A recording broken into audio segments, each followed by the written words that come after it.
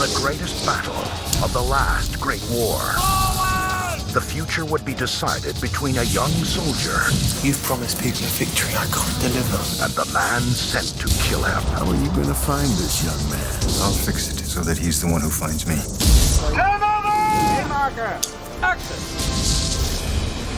It's the story of this incredible duel in the midst of this huge battle. And I was very fascinated by the fact that it was about sharpshooters. There's always been something kind of mythical about the sniper. It's like this lone warrior. And that's something that appealed to me as an actor. I mean, these guys sit for hours waiting for the right moment. So in the film, there is this very intimate struggle going on within this huge invasion. I've never worked on a film of this scale. When you walk into Red Square, you step into another world. These people have been put into very extraordinary circumstances. It was the turning point of the war, and it changed the whole course of history. If you kill him, you can win the war for us.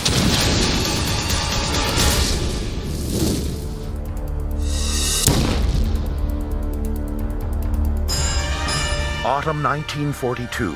The Nazis are at the height of their power. Hitler's armies are charging through the Soviet Union towards the oil fields of Asia. One last obstacle remains, a city on the Volga where the fate of the world is being decided, Stalingrad. This is the backdrop of the suspense thriller Enemy at the Gates, starring Joseph Fiennes, Jude Law, Rachel Weisz, Bob Hoskins, and Ed Harris. When they retreat, you fire at them. The film is directed by Jean-Jacques, who was drawn to the true-life characters that inspired the story. One of my writers came to me with great enthusiasm after having read 3 pages in a very thick history book dealing with the Second World War. And with that extraordinary story of this duel between a Russian sniper and an aristocratic sharpshooter from Germany.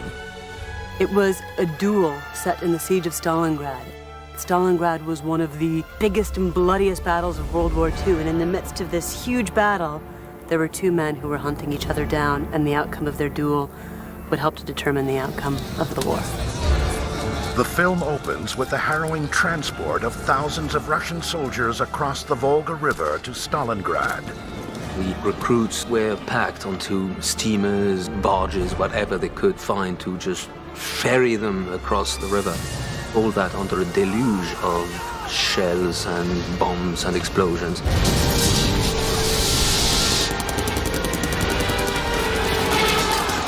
Among the troops is a young sharpshooter named Vasily Zaitsev. In casting this role, Ano was looking for an actor who could convey both humanity and intensity. Now we're back on Vasily. I met a lot of people, and I had seen an early cut of the talented Mr. Ripley. And I loved Jude. He's such an incredible actor, you know, he's remarkable. Originally, after Ripley, I wanted to take a break to be with my family, and I wanted to take the time out to really choose something that appealed to me from the heart and from the guts. And when I read this and met with Jean-Jacques, there was such a good story and such an interesting subject matter, and it was a type of film I'd never been in before. There's such a fierce intelligence and liveliness in Jude's eyes, but he can also be very quiet and internal. And Jude understood that it was about finding the complexity within the silence and the stillness. Because in fact, to be a sniper is very much about a man of action through stillness. By the time Vasily arrives in Stalingrad, the Nazis have a distinct edge, and Soviet morale is at an all-time low. Join your German comrades. They understand your suffering and will care more for you than your own officers. Leading the Russians in their seemingly futile defense is Nikita Khrushchev, played by Bob Hoskins. If the Germans capture this city, the entire country will collapse. The Germans are just overrunning the place, and the Russians are in an appalling state. It was the most awful battle of the war. I want our boys to raise their heads. Give them hope. Joseph Fiennes plays Danilov, an idealistic Russian officer. We must tell magnificent stories, stories that exalt sacrifice and bravery. He passionately speaks about his belief in getting the troops to turn the grave situation in Stalingrad around. We need to make examples, but examples to follow. What we need are heroes. Do you know any heroes?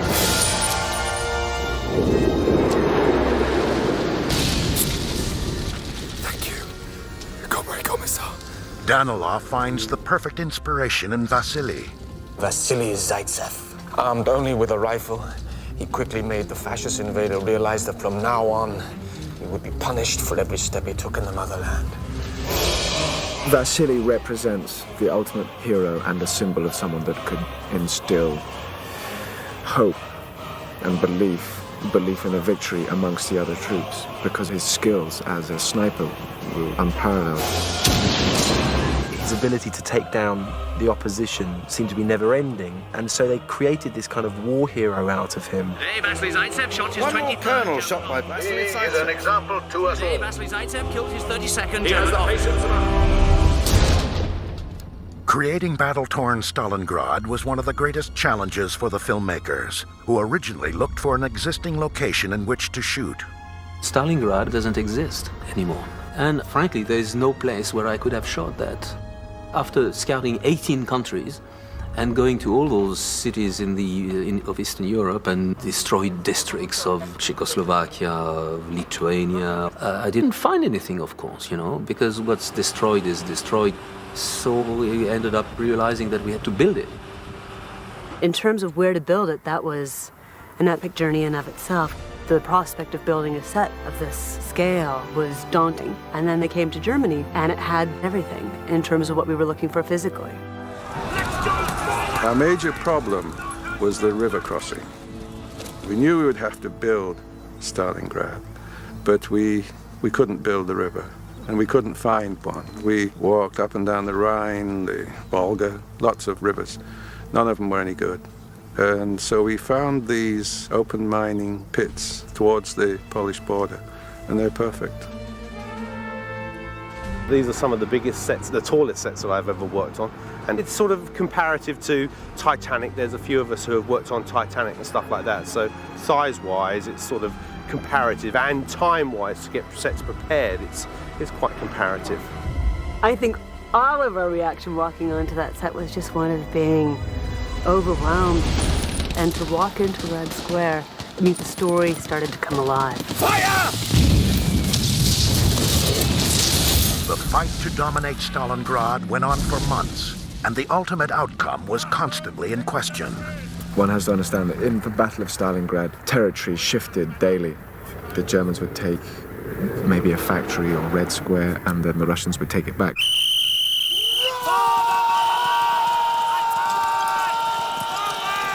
So for a lot of the troops on the front line, it was very, very difficult to gauge where the front line was, because it would shift so often. Fall back! Fall back! Amidst the chaos, Vasily uses his unparalleled skills as a sniper to take down the Nazis with deadly accuracy.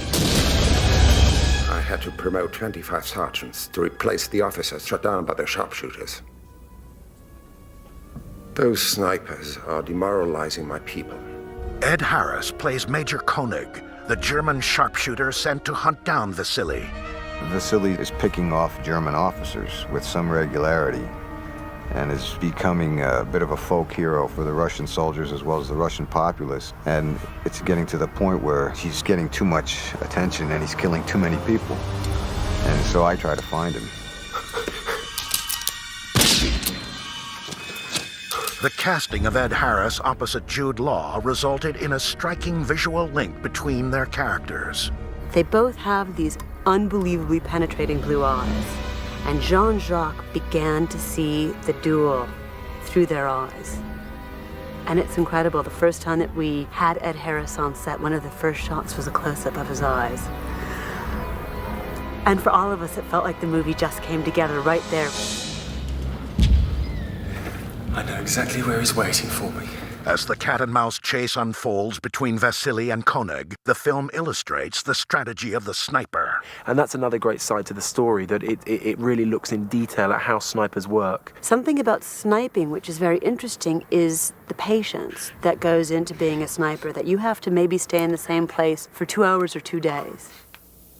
It's about tranquility and stillness in the midst of a battle which is going faster than anything can really be imagined in real life. And so while history is being remade in seconds, the fact that this movie is about a duel that moves over days and weeks, I think establishes a very unique rhythm. I quite like that. In preparing to play expert sharpshooters, Law and Harris went through a special training course. Once I got involved in the project, I went down to the UK training ground for the forces in England, and I studied with a couple of snipers there.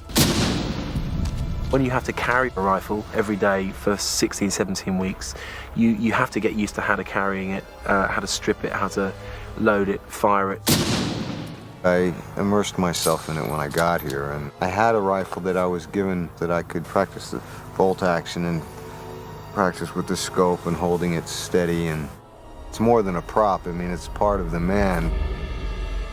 The actual technique of the sniper was something that took a little longer and a little bit more studying. The silence, the breathing, choosing the right spots, how long and how slowly it takes them to reveal themselves and to remove themselves from a spot, and things like that. Look, Vasily, he's hiding in the department store, over there. The goal of director Arnaud was to create a unique visual look for the sniper sequences. Jean-Jacques painted the kind of tension of the moment very clearly and would concentrate either purely on my eyes or on the rifle or how I was hidden, and indeed the same with what Ed was doing. The camera is looking through the scopes, and even though you're distant, it becomes very, very intimate. So I think the tension will be created cinematically that way. Along with the thriller aspect of the story, the film explores the human side of war. The scariest thing and the most interesting thing about the Second World War was that it was relevant to every man and every woman. It didn't matter whether you were a wannabe soldier, a kind of born-to-be soldier, it affected your life. Listen to me, Tanya. The Germans are throwing everything at us. If they're lucky, 1 in 10 of these soldiers will come back alive. Rachel Weisz plays a young woman who volunteers to help in the war effort. When I first read the script, it was very unusual to find a war film with a woman that was a soldier. Our militia's responsible for all the people in this neighborhood. We're already desperately short of men. She's literally protecting the people she grew up with. I recognize you. It's Vasily Zaitsev. When she meets Vasily, he has just a natural intelligence, a natural instinct. Every cup of tea, every cigarette becomes a little celebration. Because for a lot of us, it may be our last night. I think in a lot of war movies we have love stories, but somehow it's the part of the story that's not involved in the battle.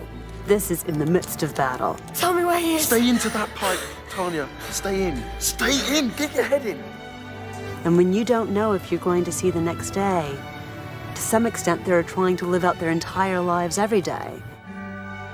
For Arnaud, making this film offered the opportunity to explore the drama behind a key turning point in history. For me, each movie is the occasion to learn, and it becomes something inside myself. Jean-Jacques has huge amounts of energy.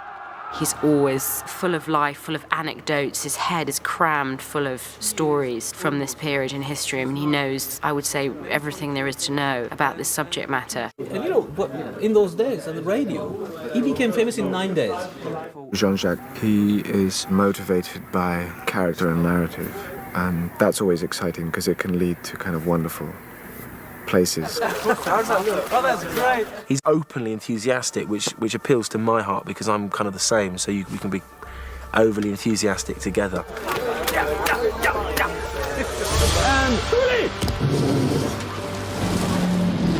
The visual spectacle of the film is showcased in a series of action set pieces. You see aircraft, boats, guns going, tanks, people running, falling, explosions everywhere. We've done scenes in this particular setting with over 500, 600 extras, and being one of 600 people dressed the same, surrounded by mortars and machine gun fire, is a really nightmarish experience. For the cast and crew, the emotional experience was compounded by the harsh physical conditions. We started shooting at the end of January, and the cast and crew, they were having to work in the most excruciating conditions. It's the kind of film where we're in quite difficult physical circumstances, very, very cold, very, very muddy, very, very dusty. We're trudging in mud under rain, it's windy, it's cold. It was under these grueling conditions that the filmmakers set out to stage the unprecedented battle sequences in and around Red Square. I mean, I've done some enormous films, but yes, this is probably the biggest. The amount of weaponry we have, the amount of bullets we've fired. We've got all these extras and vehicles. We need smoke, good smoke is in this background here. We had an extensive amount of smoke and fire. We did a calculation of 250,000 gallons of smoke oil alone, and that's going some. Is this the explosion that's going to send me? No, that's the one that's killed Stefan. To shoot the most complex attack scene, the set was turned into a virtual minefield. We had 25 explosions to go off in a crowd of 380 soldiers. 380 soldiers, of which 40% of them were Russians and didn't speak German. The rest of them were Germans and don't speak English. So the possibilities of a huge, great screw-up were enormous. So I had 20 stuntmen mixed in amongst everybody, and they were actually setting off the explosions themselves by treading on foot plates just as they jumped over the explosion so they could react to that. Okay, let's go! With so much preparation involved, the director's goal was to capture the spectacular charge from every angle. I've got 7 cameras in different angles, different sizes.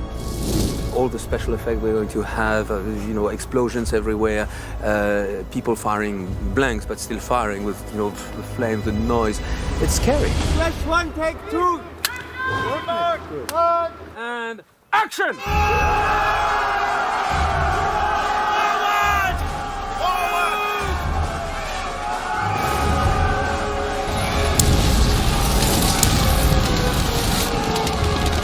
But for all of its large-scale action, the power of Enemy at the Gates ultimately lies with its characters. The different charges or big scenes that we have, of course, they're spectacular on screen, but I'm not interested in the sheer war aspect. Where I want to be is with my main characters, see what is it they feel inside those charges. That is interesting for me. You've promised people a victory I can't deliver. I don't stand a chance against this man. Stalingrad, the epic, is a backdrop to a far more intimate story, and I think that's where the potency and the dynamic of the story lies. The fate of the motherland is at risk! The fate of all those you love and cherish! It's just an extraordinary tale. Just the nobility of these people's spirits, that they were willing to fight and die. I want to fight as a regular soldier. But you're not a regular soldier.